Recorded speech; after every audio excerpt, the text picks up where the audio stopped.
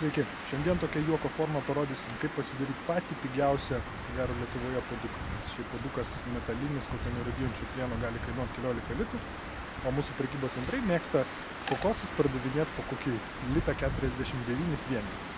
Tai tiesiog imam mažiuką, kokį papuolę kokosą ir pradžiai tiesiog per tuos 3 skylutes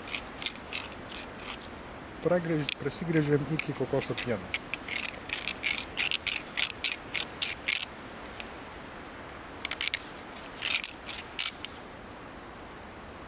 Tiesiog prasigrėžiam vienoje vietoje, prasigrėžiam kitoje vietoje, kad lengviau ištekėtų pienas.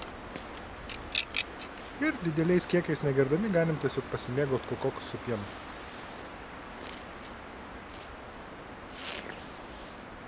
Tiesiog turėkite omeny, kad jeigu labai daug kokosų pieno prigersi, tai turėsi šiek tiek viduriavimo problemų.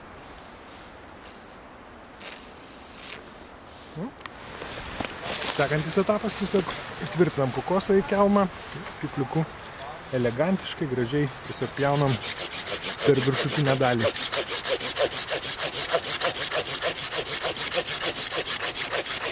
Nusipjaunam viršų ir dabar belieka tiesiog peiliuku išskaptuot visą minkštimą, kuris beje valgomas ir visai neblogo skonio.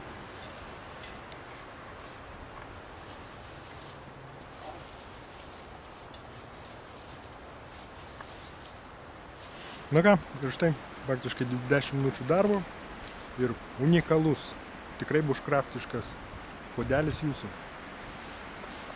Štai išsidrožiam kokoso vidų ir dabar pamėginsim tiesiog padaryti tokią nedidukę skylutę ir tiesiog puodelį padaryti dar šiek tiek funkcionalesnį.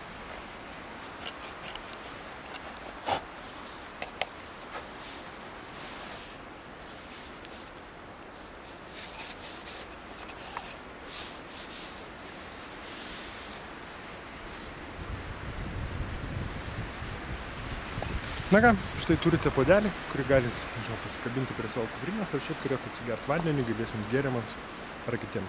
Unikalus, 1,49 litus kainuojantis bushcraftinis daiktas, nors ne lietuviškas.